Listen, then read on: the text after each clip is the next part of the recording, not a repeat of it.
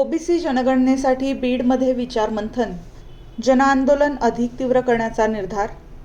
प्रतिनिधी वर्षा फुसे, अकोट.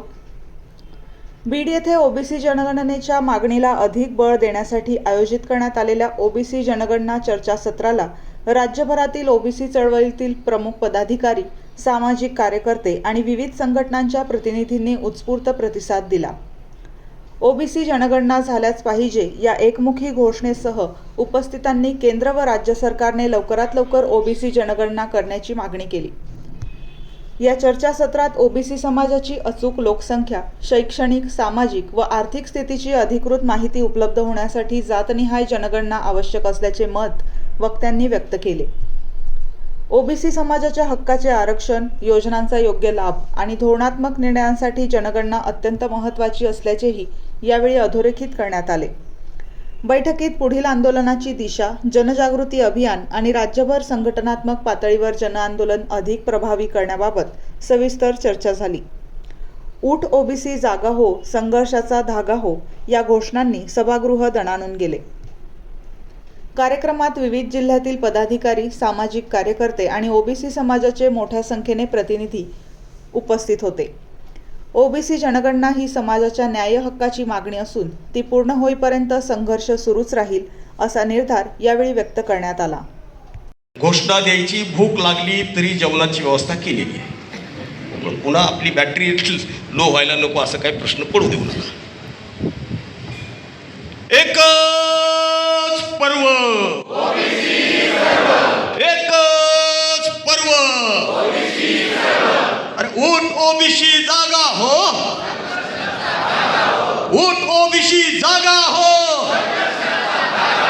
ऊठ ओबीसी जागा हो,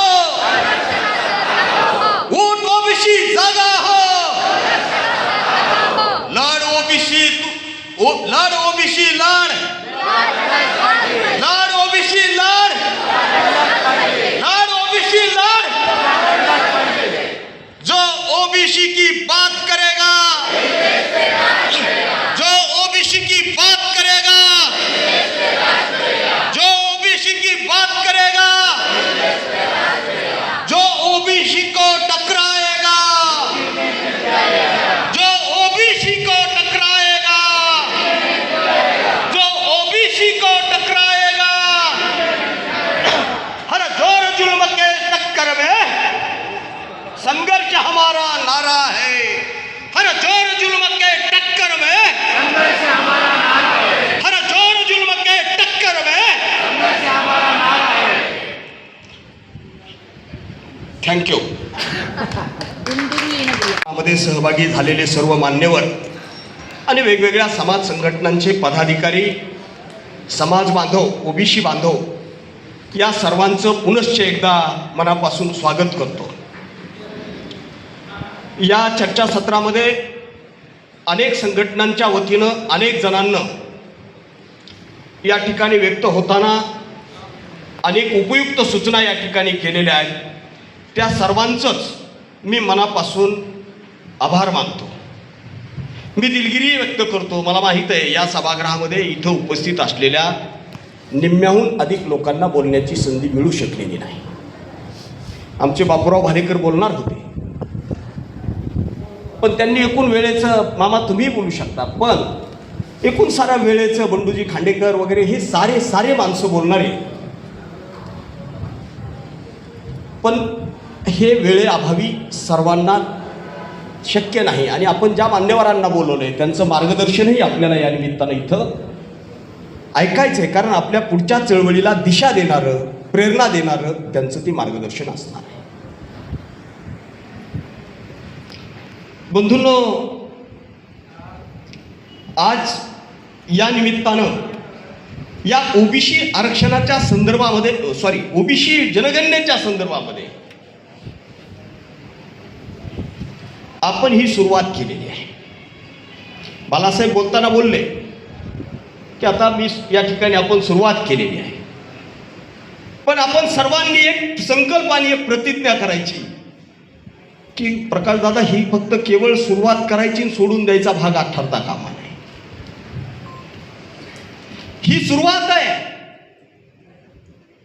या सुरुवातीनंतर खऱ्या अर्थानं या जिल्ह्यामध्ये, या राज्यामध्ये आणि पर्यायाने देशामध्ये सुद्धा या ओबीसी जनगणना आरक्षणाची ही चळवळ, या ओबीसी जनगणनाचे हे आंदोलन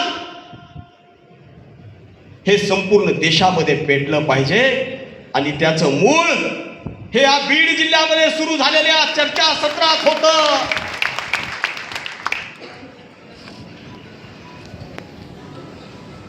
बंधूंनो, ज्या म्हणून या ठिकाणी सूचना झालेल्या आहेत त्यापैकी अनेक उपयुक्त सूचना आहेत डॉक्टर साहेब. हे खरं आहे, जे लोकप्रतिनिधी आमच्या मतावर निवडून जात आहेत, खासदार म्हणून संसदेमध्ये आम्ही ज्यांना पाठवलेलं आहे, हे लोकप्रतिनिधी आमच्या प्रश्नावर तिथं तोंड उघडणार आहेत का नाही, हा जवाब, हा सवाल आम्हाला त्यांना त्या ठिकाणी विचारावा लागला. आणि म्हणून सूचना होत असताना हेही सांगितलं की आंदोलन हे व्यापक आणि आंदोलन हे उग्र स्वरूपाचे झाले पाहिजे, आंदोलन हे लक्षवेधी स्वरूपाचे झाले पाहिजे.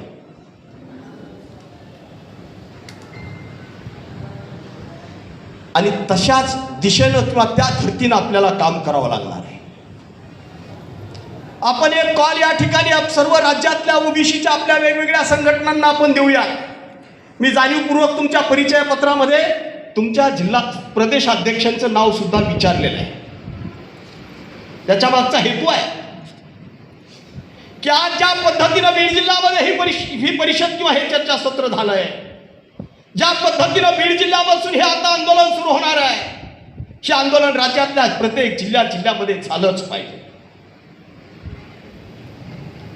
आणि मी सांगत होतो की जे खासदार लोकप्रतिनिधी आहेत त्यांना संपूर्ण राज्यातले किमान आपण पहिला टप्पा या महाराष्ट्रातल्या 48 जे खासदार आहेत आणि जे कुणी राज्यसभेवरही असतील, या खासदारांना केवळ घेराव घालायचाच नाही तर यांना झोपू द्यायचं नाही.